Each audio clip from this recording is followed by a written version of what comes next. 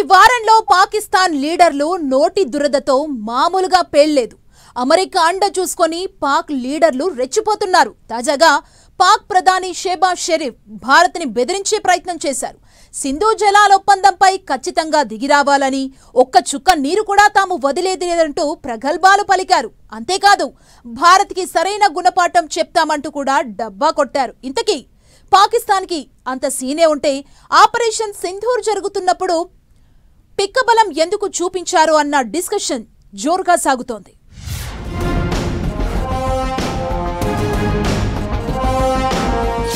వరుస పెట్టి నోరు పారేసుకుంటున్న పాక్ నేతలు.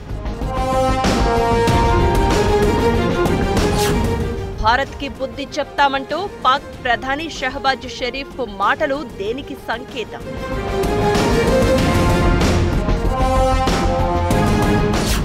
అమెరికా అధ్యక్షుడు తమకి అండగా ఉంటాడనే ధీమాతోనే లీడర్లు ఇలా రెచ్చిపోతున్నారా? ఓవైపు సింధు జలాలను వదిలిపెట్టాలంటూ వేడుకుంటోన్న పాక్, మరోవైపు తమ పైత్యం ప్రదర్శిస్తోంది.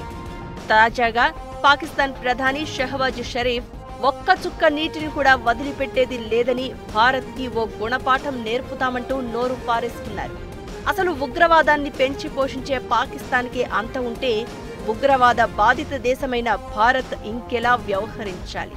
ఆపరేషన్ సింధూర్తో పాక్ మాడు పగలగొట్టినా సరే ఇంకా ఇలా పేలుతున్నారు అంటే దాని అర్థం ఇంకేదో ఉంది. ఈ మధ్య కాలంలో అమెరికా అధ్యక్షుడు ట్రంప్ పాకిస్తాన్ని చేరదీయడమే ఇందుకు కారణమని అర్థమవుతోంది.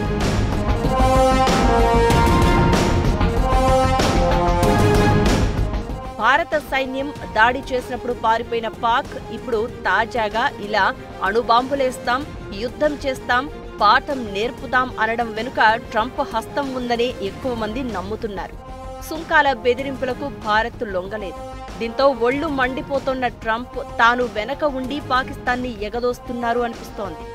దానికి తగినట్లుగానే పాకిస్తాన్ ఆర్మీ చీఫ్, పాక్ మాజీ మంత్రి బిలావల్ భుట్టో ఇప్పుడు ఆ దేశ ప్రధాని ఇలా భారత్పై అక్కసు వెళ్లగక్కుతున్నారు.